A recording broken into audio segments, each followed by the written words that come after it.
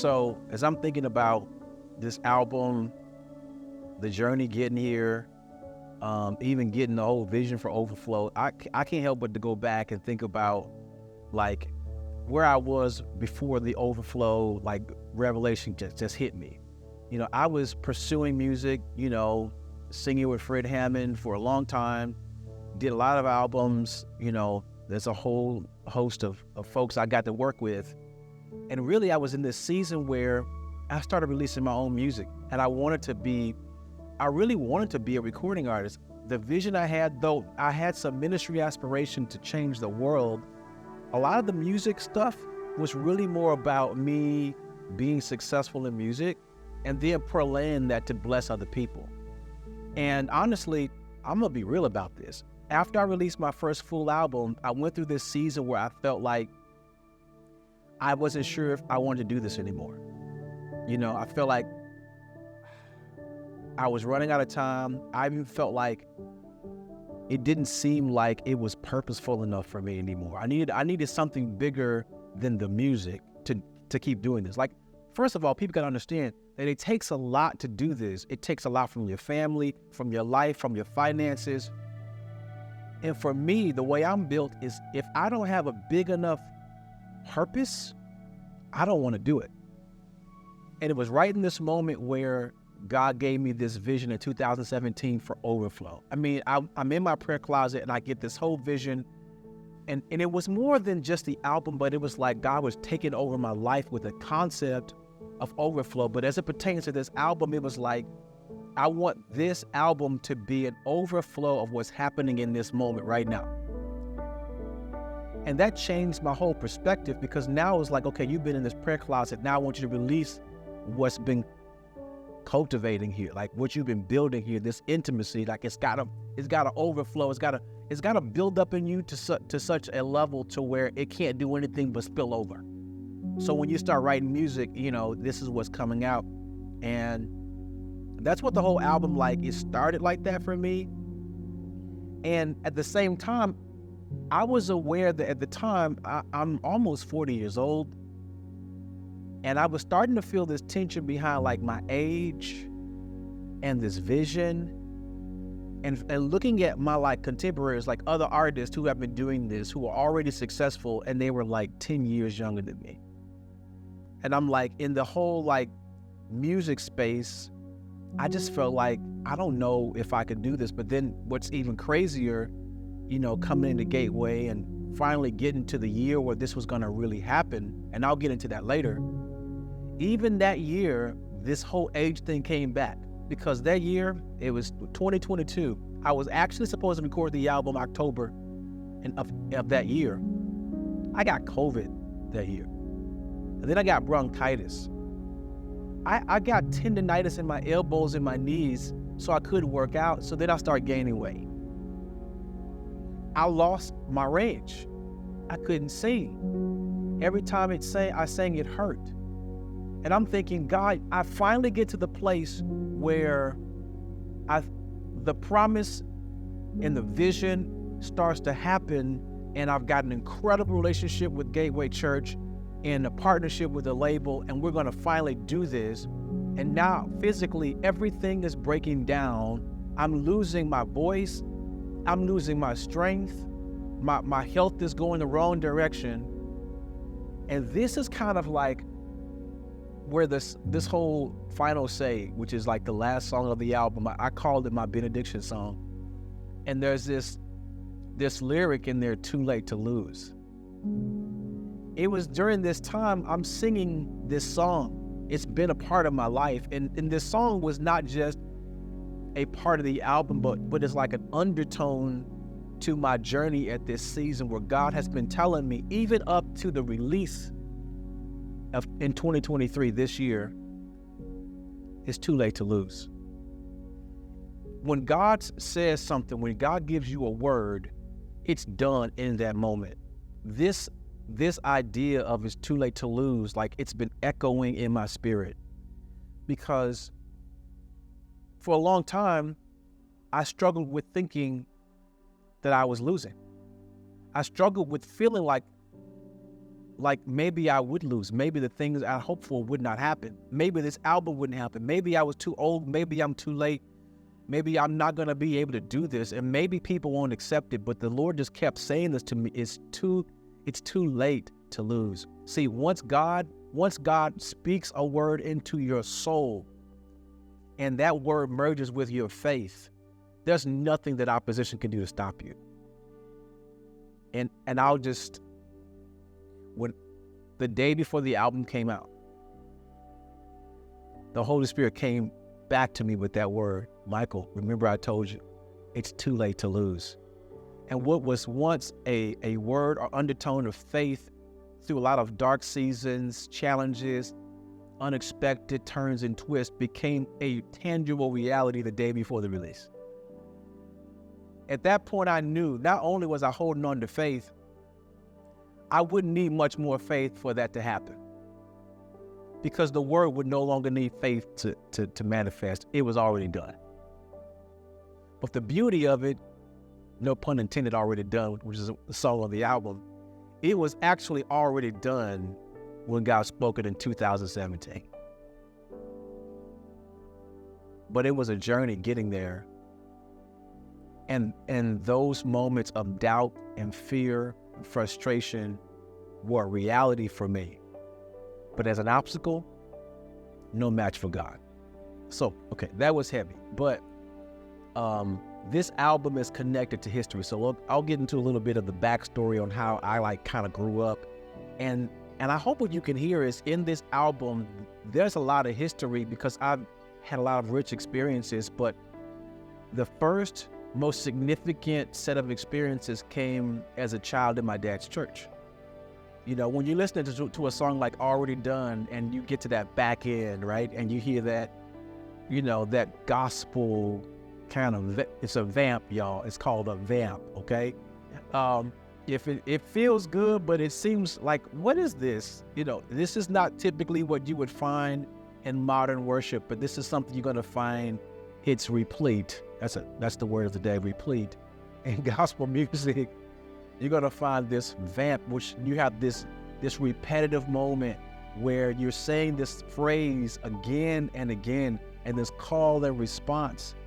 Well, the history of that comes from, I was looking up on my maps yesterday, 5657 Dr. Martin Luther King Drive is where my father's church was, True Hope Tabernacle Church of God in Christ. I grew up in this Pentecostal church.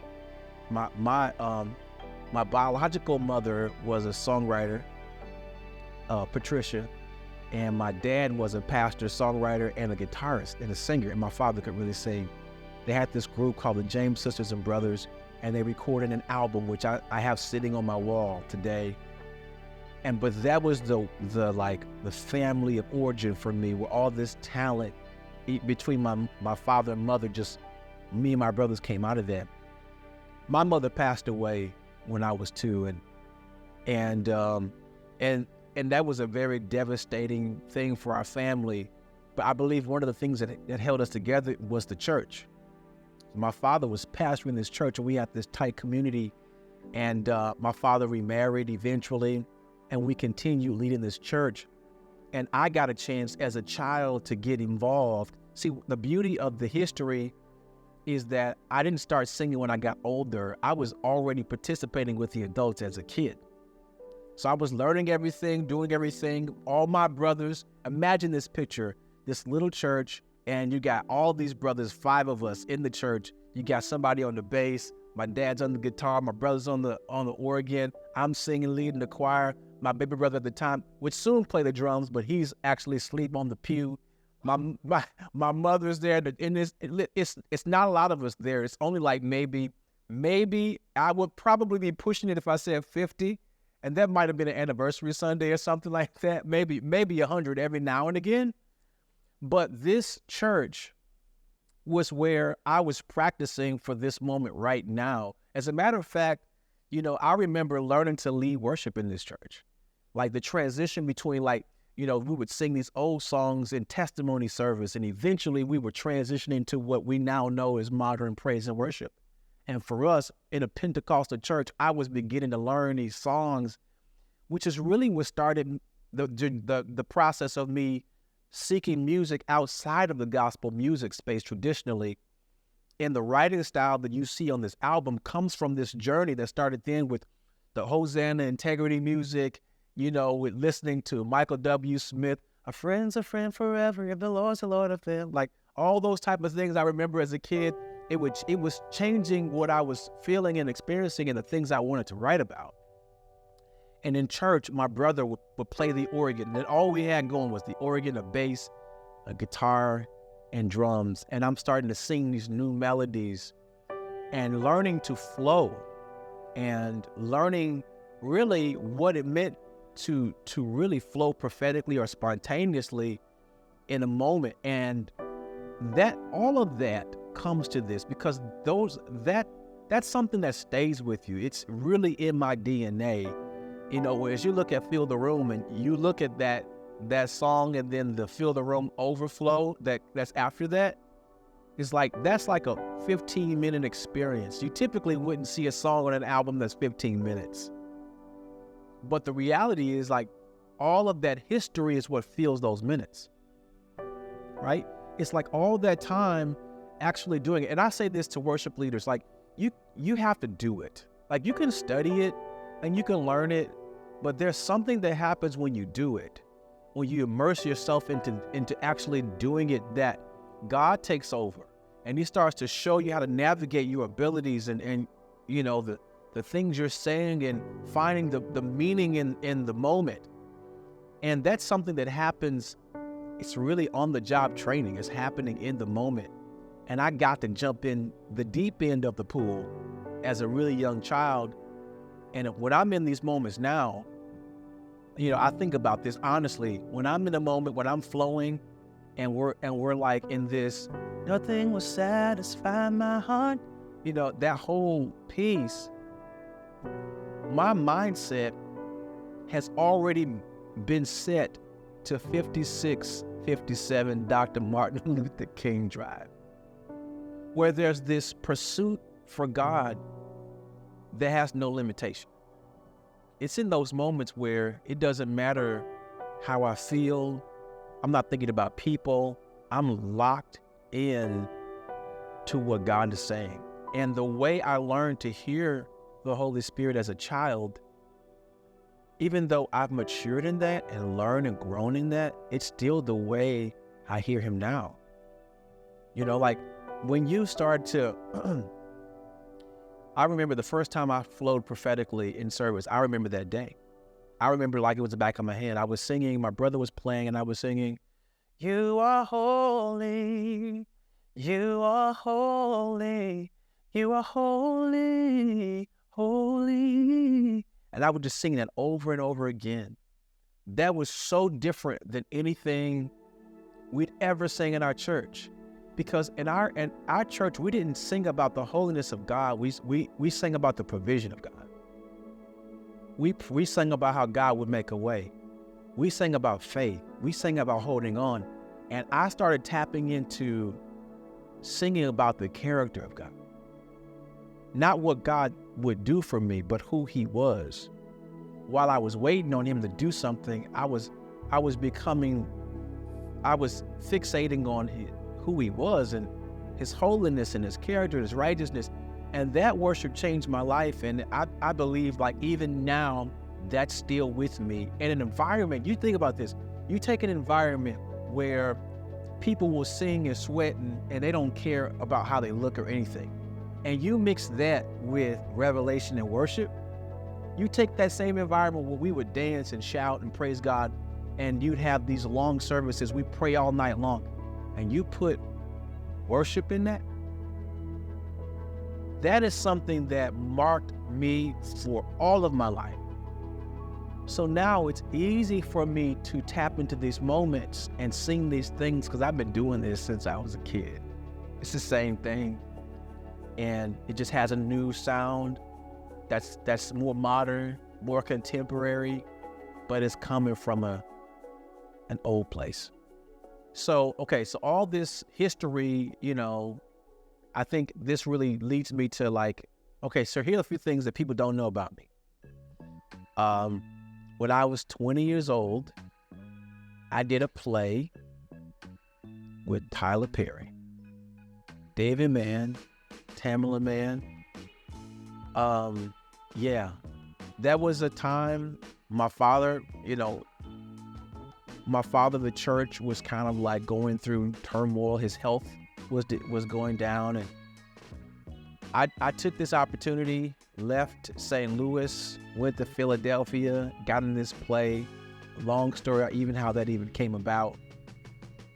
But that started to show me like the world outside of St. Louis, like how big it was. Here's a little quick story. I don't even know if this will actually make this piece we're creating, but I'm gonna tell it anyway.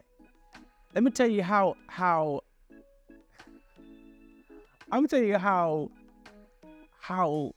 sheltered I was. We took a few road trips. We drove to Detroit, we drove to Chicago, and we drove to Memphis. Some of those things were church conferences. Some of those were family reunions. I never flew on a plane. So I'm 20 years old. I don't even know how to fly on a plane. I don't know what that means to get on a flight. So my father and I would get into it because I played hooky from church. And he told me, listen, and this is bad. Now, you cannot judge my dad. This is the old school dad, and I'm so grateful for it, even though it was a little crazy. My dad was like, listen, if you're going to play hooky from church, then you get out of my house. I was like, what? My father was a little extreme. Now, to his credit, he came back. He apologized, but he woke up the man in me. I was like, tell you what, I don't have to live in your house. I'm getting out of here. Because Tyler Perry, he wants me on his play, so I'll be out of here. You just give me a few more days? I'm getting on the plane, and I'm getting out of here. But don't kick me out. I need a few more days, though, because I have nowhere to go. And like, they like, what you doing here? Just give me a couple more days. I'll be out of here. So my best friend at the time, Risha, God bless his heart and soul, and rest in peace, because he's with Jesus right now. I want to believe he's watching this, okay? So Risha, he took me out, and he said, Mike, what are you packing your clothes in on this trip? I was like, well, I got my clothes in it's a big black trash bag, like a hefty trash bag. I packed everything. I'm ready to go. And he was looking at me like, what? No, you can't fly with a trash bag. Now, I've traveled all over the world now, and I'm still wondering what would have happened if I showed up at the airport with a trash bag. What would they have done? Well, anyway, he took me to Marshall's, and he bought me luggage. One piece of luggage. And I took that piece of luggage all over the world, because from that moment, I did the Tyler Perry play, and then I came home. Not long after I left, I was gone for a few months. I was right back at the house. I say a few months, it might not have been 2 months. However, that's my business. So, but I took that bag with me because eventually when my wife and we got married and moved to Dallas, I met Fred Hammond and got a chance to sing on that Free to Worship album. He had been in Dallas maybe a year at that time. So we started this whole journey, and I had that same bag. So anytime we went somewhere, I had that bag. I took that bag everywhere. In Africa, I took that bag to, you name it, Trinidad, South America, Brazil. I took that bag all over, and that bag was so beat up. But that story just represented how sheltered I was. And from Tyler Perry to Fred Hammond, it was really opening my perspective to a bigger world. Now, mind you, it's changing how I write. It's changing how I see music. It's changing now my ability to produce and to structure music. And watching Fred create in real time and watching creative vision at work and the work ethic behind creative vision. That was what inspired, it still inspires me to this day. Even sitting in this seat, no one's asked me to do this. This is vision at work. Will you watch this? I think so. I would want to believe that this will be a blessing to you, but the investment of time and the effort and the planning and the creativity and the structure, watching Fred work, that puts something in me that's still to this day working, which is a lot of that is why we have Overflow Live right now. And I'm so grateful for that. And of course, I can't leave out Kirk Franklin. Absolutely. Been working with him for now over 10 years of just helping with albums and projects. And it's been like he's got me on so many albums and projects outside of his own albums. It's crazy, some of the stuff that I've got a chance to do. But every person I've ever worked with has given me a piece that I needed for this album. Like even I want to say about Kirk's writing style, because Fred sings and Fred is phenomenal. Kirk doesn't really sing. I mean, folks don't know that Kirk actually, he can sing. Like he started out singing. You understand, like he started out that album with Kirk Franklin and the Family. He was singing on that record. He does more talking now, but listen, Mama song, y'all never mind. That's a real song. So, but the way he approaches writing and the way he approaches his studio sessions and the way he approaches all that stuff, that is huge. Like in how I approach what I do right now. And bringing all this together, you can't just have talent. You just can't be able to sing. You got to know how to produce something. You have to know how to pick a team, how to construct a band, how to shape a song, how to get the best out of the singers, the post-production process. So much of the work for this album I did in my home studio, like sitting at my laptop, doing the things I learned with Fred and with Kirk and with everybody else. I don't even want to leave out even Myron Butler, like just a big brother that really, I got a chance to see him at work behind the scenes. And all those things and all the years from my first single I released in 2012 to right now, learning the process and the faithfulness and stewardship of crafting a song from its initial phases to completion and then letting it go. It can be better, it could be different, I could do more. But you understand when a song is as alive as it can be, and you have to let that song go. And the work it takes to do that.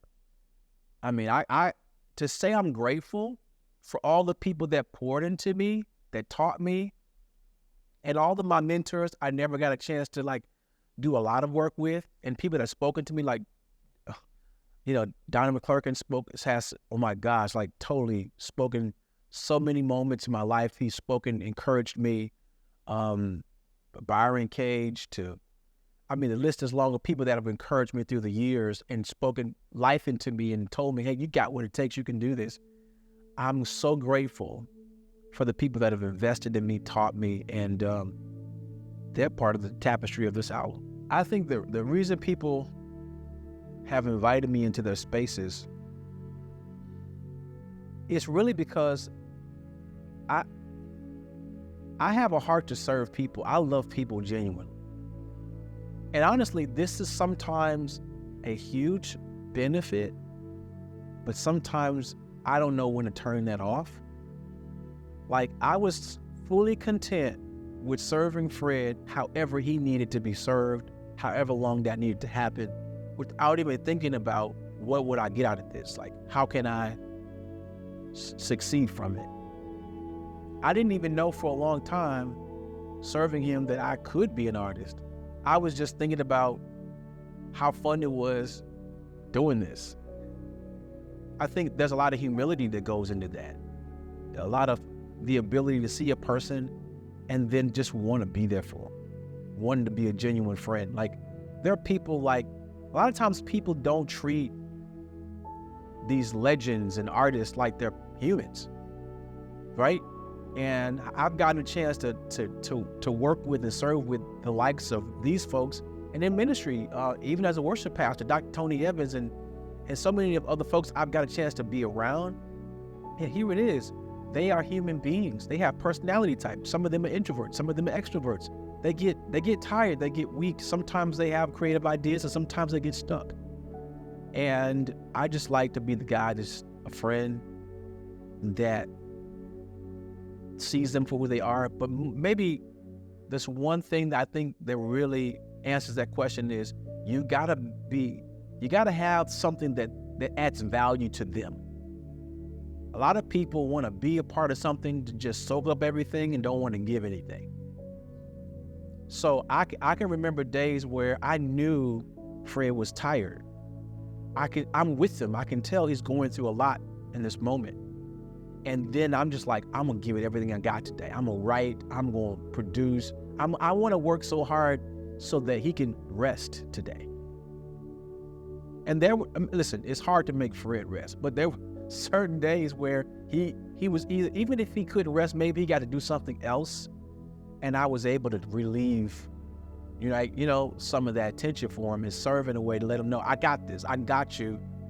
And I think, the Bible says that your gift will make room for you and bring you before great men.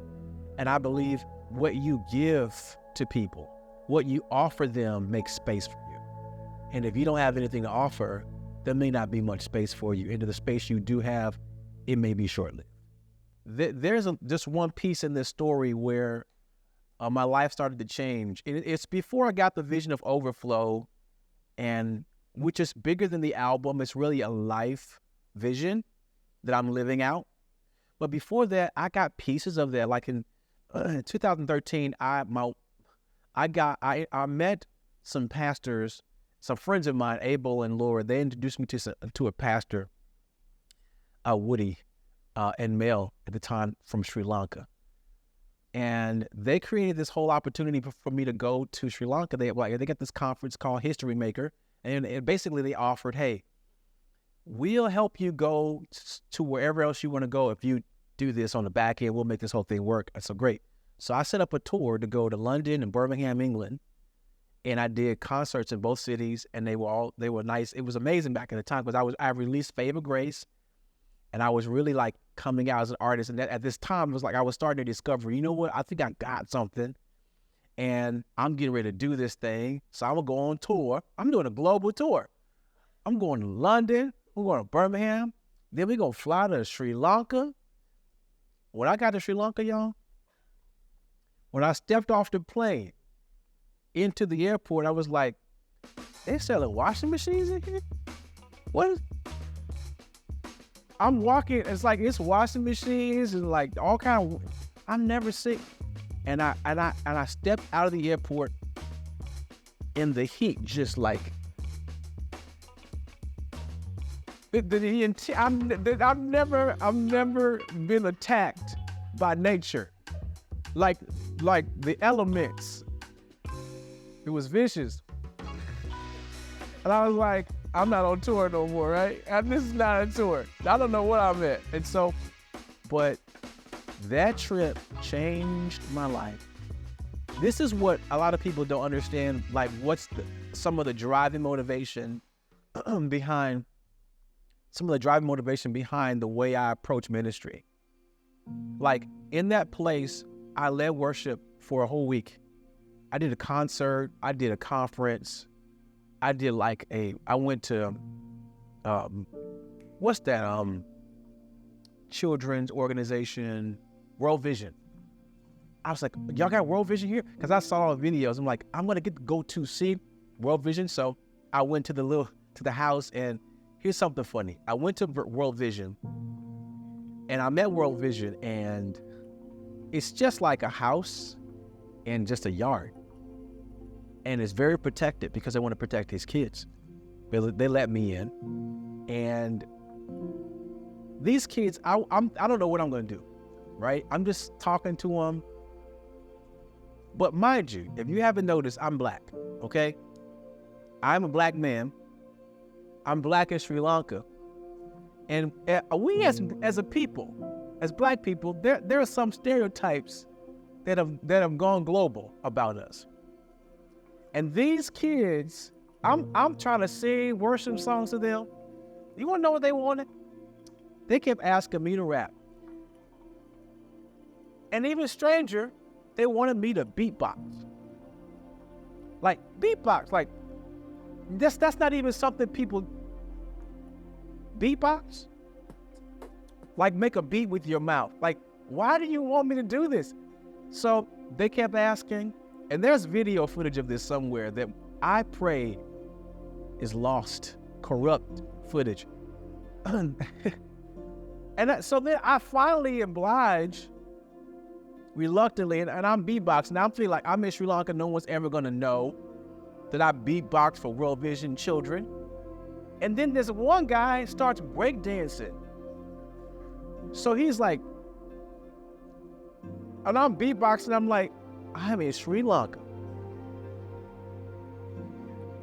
Beatboxing for this guy breakdancing, and these kids, now I think this is a joke. Like, they think, you idiot. They're laughing at me. I don't even know if they're laughing with me, at me. I don't know what's going on, but honestly, I'm having so much fun. And I left there with my heart filled with something I never experienced before. Like, I left that city on a mission. I went home, went on a 21-day fast, and it was a mission. Okay, I'm going back to Sri Lanka. I'm going to build wells in Sri Lanka. I told my wife about it. She got filled. She went crazy. We built wells in Sri Lanka. I was able to go back. We helped the orphanage in Sri Lanka, Shepherd's Heart. We helped the church, the children's home. I've been there. I've been there maybe 4 times. I've gone back again and again. And it has been an anchor in my ministry, even so much so that now, one of the reasons that overflow is so significant is the overflow of what God does through the success of my ministry and career and vocation, even as an artist and song, is dedicated to helping them. So as things have grown, what we changed is like how we handle money. We separated our bank accounts, and whatever came in from ministry, we put in a separate bank account, and we were able to send that money over there. And we were able to do things. We were able to take people there. We were able to then not just go to Colombo, but then rent a bus and drive a group of people up to Bethany into the jungles and walk through the jungles and worship with people in the persecuted church, and go through the jungles and put wells on the grounds of homes and families who were people that were suffering, praying for families in mud huts and doing things. And I'll never forget driving out of the jungle, looking at those mud huts and watching the people and knowing I'm driving from here to Colombo. I'm getting on a plane. I'm flying back to Dallas. These people aren't going anywhere. Here's one of the things the Lord taught me. You can decide to be a miracle. Here's what I learned from Overflow. When the Lord asked me, how did your first album release go? It's like, it went great. He asked me, how much money have you made? It's like, I made a little money. He says, did it change your life? I said, not at all. Then he asked me this question. What if you had given that money to those folks in Sri Lanka? Would it change their lives? I was like, it would have been a miracle. And the Lord taught me that miracles are relative. It's relative to your reality. Think about this. Is it miraculous for Jesus to open blind eyes if he created the eyeballs? No, but it's miraculous to you because you don't have the ability to create anything. And when you think about the people I saw in those mud huts, we were able to bless and give water to. The wells we built, man, that probably cost. We raised money. My friend, my brother Tim Ross helped me. We did a big event. We did all these things. But each well that we built was maybe $4,000. Is it a miracle for me to have $4,000 in the bank in America? No. But is it a miracle to someone who has nothing for me to take my $4,000, give it to someone, and then hire a team to go dig a well in their backyard? That's a miracle. And I think many of us, as much as we are praying for miracles that we cannot produce, God's calling us to be a part of miracles that we can provide. And a miracle is a decision you get to make to step into someone's reality and provide something they can't provide for themselves. That's what overflow is about. There are levels to this. And God has called us to be blessed so that we can be a blessing. That's overflow. God has blessed you so that the overflow of the blessings in your life can be provisions and miracles for other people. And somebody's waiting on a miracle that you have in your hand. That's a powerful reality of what this season is really about. And we've been living this. My wife and I have been living this for years now. But that's what's behind all this. The journey, you've heard a lot about of how I matriculated through the gospel music industry as a background vocalist, as a songwriter, even producing some things and writing, for different artists and doing things like that. And some notable songs. Probably the biggest song I was ever a part of as a writer is They That Wait. And then the biggest album I was a part of was Tamela Mann's Best Days as a writer. And those, there were other albums and other things I got awards for and a recognition for, but those two albums were probably the highlights of some of the gospel music. But even coming out of that, I'm a worship pastor this whole time at a church that's predominantly white in Arlington. And I've been learning, but the first church I went to in Dallas was Covenant Church. And I was just drawn to this diverse experience where now it's just normal and home for me to be around people of all colors and to be in spaces with diversity. And not just diversity of ethnicity or racial diversity, but ethnic expression. To see different people express themselves and the way that God fashioned them to do so. That was fascinating to me. Covenant Church started that for me, and then I went from there to High Point Church as a worship pastor, and then I'm starting to fellowship with all these folks, and even now I'm starting to travel and minister at churches and get invited to do things with churches that aren't gospel. And I'm learning how to lead and apply what I've learned in my history to something new and different, and how to put the energy on from what was natural to me into songs from Matt Ribbon. 10,000 Reasons. If you hear how I do 10,000 Reasons, it starts out a lot like his, and then it ends a little bit more like me, And that became this journey of me learning how to do this. And eventually, in 2019, I ended up at Gateway Church. Story too long to tell, but it was an all God transition. And it was a major transition because we ended up having to move because we lived so far from South Lake, and there's so many people. Met Pastor Robert Morris, oh my God, such a gem in the kingdom, and embracing me and ingratiating me into this new church. And now I'm surrounded by a church that honestly, I've been there as a guest worship leader before. I never thought that I could be a part of Gateway Church because I didn't think culturally I had anything to offer. I thought I was too different. I didn't think that it would work. And I was open to it, but it seemed so different. And I found out that me just being who God made me to be, and all the things I have been learning about worship, and even the things I learned in the industry, was all applicable to the season. I was more prepared for the season than I realized. But when I got to Gateway, I had to lead a little bit differently than I had been leading. And initially, I was just trying to fit in, just trying to fit the culture. But what I began to find is that God was doing something special in that relationship. YouTube videos started getting posted over time of just services and worship and songs like Goodness of God and I Love You, Lord, and Nothing Else. And there was not a plan. We didn't talk about it. We weren't trying to put music out so people would see. But then these things would go viral, and it would, hundreds of thousands and millions of views on these videos on YouTube of me just leading worship at Gateway. And it wasn't until after the fact that I understood that God was teaching me something and then releasing something through me to the world. Even now, I get messages, and there are people I'm connected with globally, and it's like, man, I've been watching you at Gateway and watching what God's doing on that platform. And listen, I don't make, my whole message is not about my race, but my race is absolutely a part of it. And you cannot miss the reality of this freckled-faced black guy at Gateway Church leading with a totally different style and flavor the songs that you've heard over and over again. And God was showing me the sound of overflow, that one of the elements that he told me is that overflow, this is 2017 when he started this message, he said overflow has to be global. The sound has to be multicultural.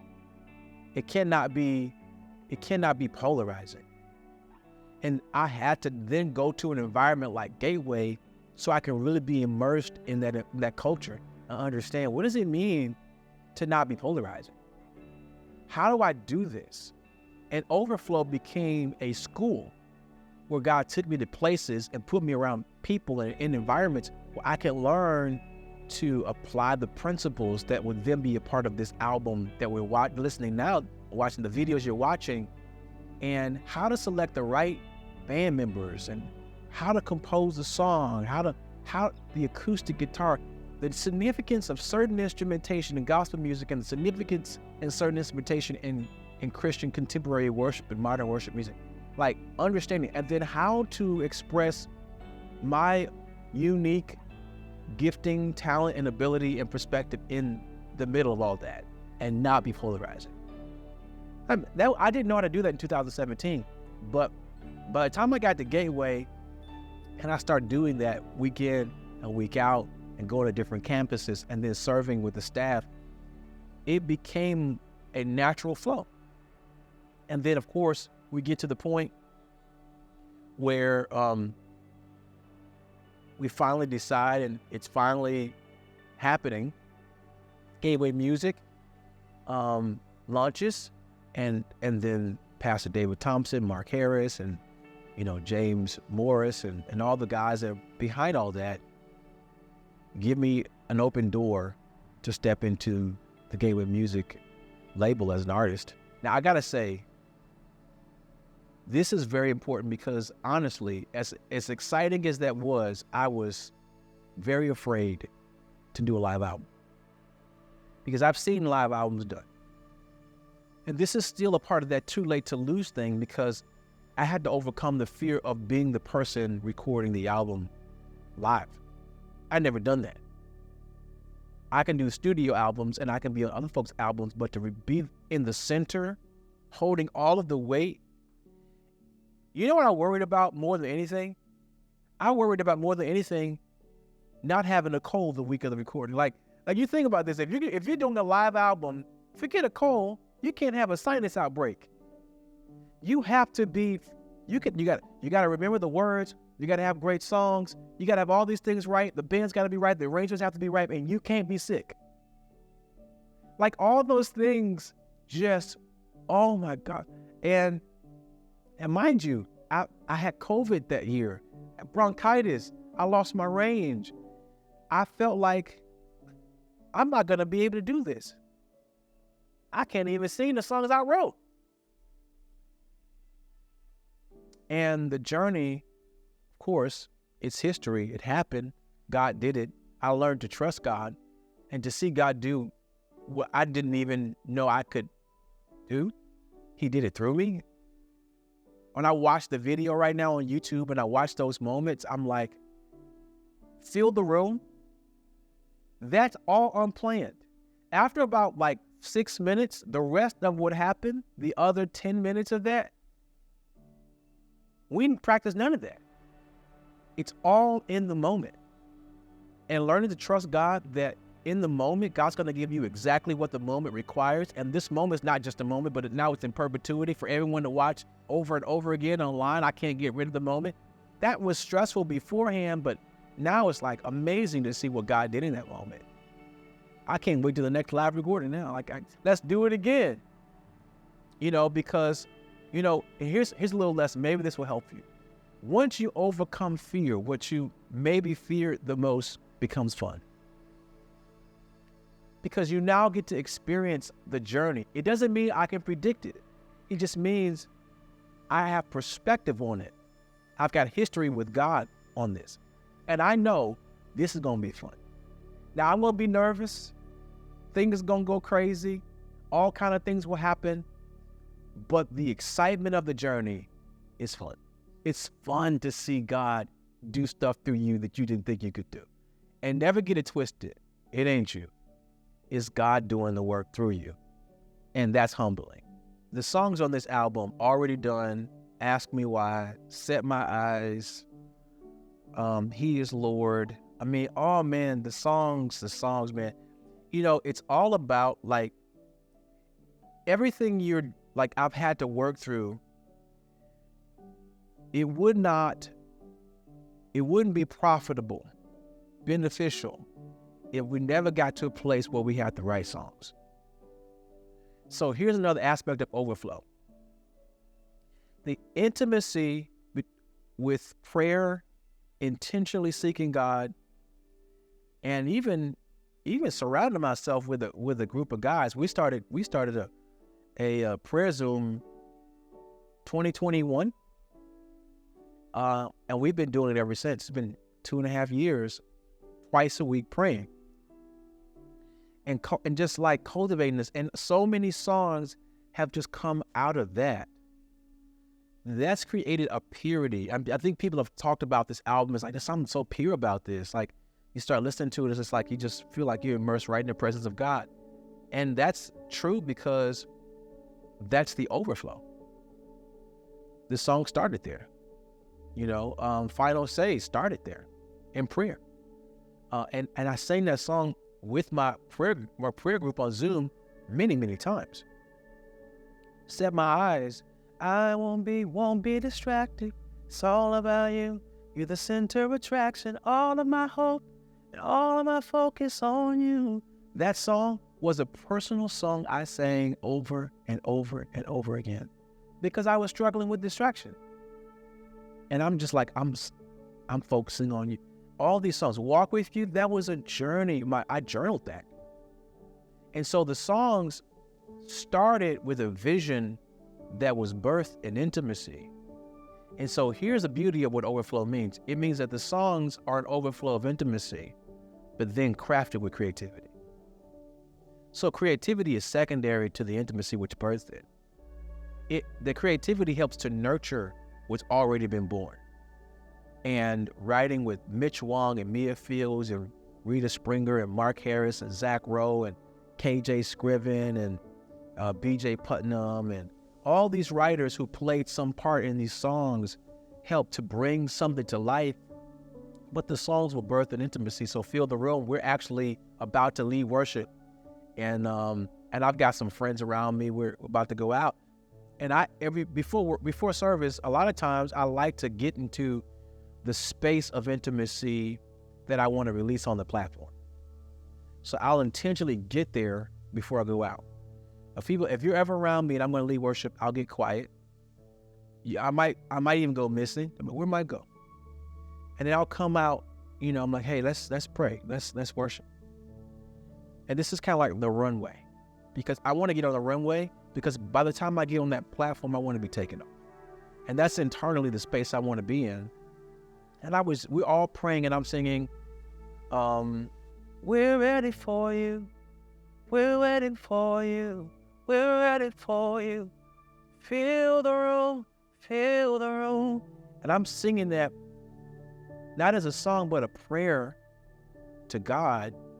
And Mark Harris is standing close by and he starts recording. He's like, this guy's writing a song right now. He records it and he just messages it to me. I sung that song for so long. It wasn't until maybe almost, I don't know, maybe 6 months after that I actually opened that up, sat down, and started crafting a song. Walk With You. I journaled about that for months before I sat down with Mitch Wong and Rita Springer and said, here's what's in my journal. What do we do with this? And then we carefully crafted melodies around these songs.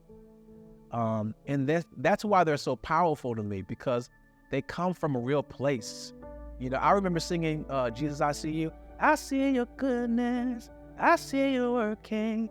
I see your favor, your grace and mercy. I see your power, and I will not be moved. Jesus, I see. I remember singing that to myself over and over and over and over again. And now it's It's a song. And it comes from a place where God is speaking to me. And then we use our creative abilities and teams and writing and all that kind of stuff to get there so that the song can be packaged in a way that I can share with you. But the one thing out of all that, when it comes to these songs, I'm grateful because the songs represent my relationship with God and moments in time where specific things were happening, and it really tells a story. It walks through history. Like I can go song by song and say, this is what was happening when this song was written, and this is what happened when that song was written, and we were writing this, and this is what happened. And specifically, when you get to Final Say, you know, it's one of those songs where it's like, I remember I had an acoustic guitar. Many folks don't know I play acoustic. I don't play well enough to want to show that off, but I do play well enough to write and to do my own thing. And I'm hanging out with some friends in the cabin, and we're just praying. And I pick up this guitar, and sometimes you have to pay attention to the things that the Holy Spirit is telling you. Like I felt like singing a melody I never sung. I'm like, I don't know what that means. I start playing and I start singing, you will have the final say. And that melody was just a melody that I'd never done. You will have the final say. It is done. It is done. You know, and I'm singing that over and over again. And then as I took a pause, I'm just singing out of my heart. And I just say, it's too late to lose. It's already done. It's too late to lose. The victory is won. And then you can hear, I still have the audio now, that the people praying with me started singing the song like they knew it. And we were all singing and crying and worshiping. And God was encouraging us and giving us this revelation that it's too late to lose. Think about that. It's too late to lose. Here's what that speaks to. In your mind, you're always rationalizing all the reasons why you might lose, but the Lord's telling you in an affirming way, it's too late to lose. You've already seen how good I am. You've already tasted and seen how amazing I am and what I can do. Yeah, it's too late to turn back. You can't unsee my goodness. It's stuck in your mind. Listen, goodness and mercy now is pursuing you daily. It's too late to lose when goodness and mercy is pursuing you at your heels. Victory is imminent. And that story comes out of these songs. And so my prayer is, man, just let the songs do the work. They've already done the work in me. And there's more songs coming. I can feel it right now while I'm talking. Because I've got life to live. And through the life I'm living, songs are being birthed. I'm so inspired by the too late to lose approach of this story. That's what Jesus' mission is. And I think everybody knows what it's like to have that thought. It's too late to win. It's too late to win in this marriage. It's too late to win in this business. Check this out. It's too late to win with my kids. It's too late to win with my personal integrity and even in my ministry. Maybe I've had this moral failure, or financially. Listen, I know what it's like to lose everything. I know what it's like to lose. I know what foreclosure looks like. The Lord delivered me from it, and I was threatened with it over and over and over again. And miraculously, somehow, I got to keep my house. I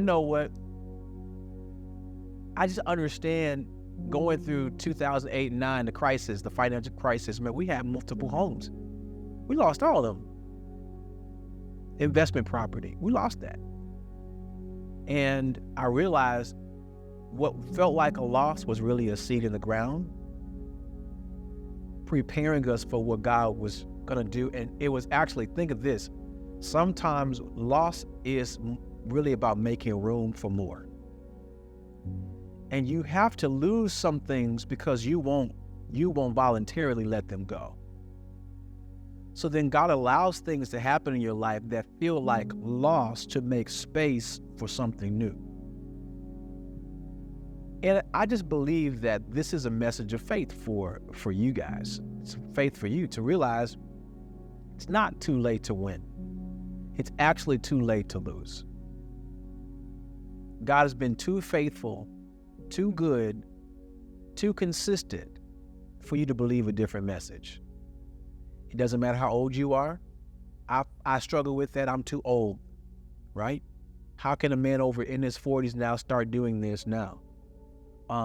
Stepping into spaces that historically there's been division, and God's asking me to step into it and be a voice of unity.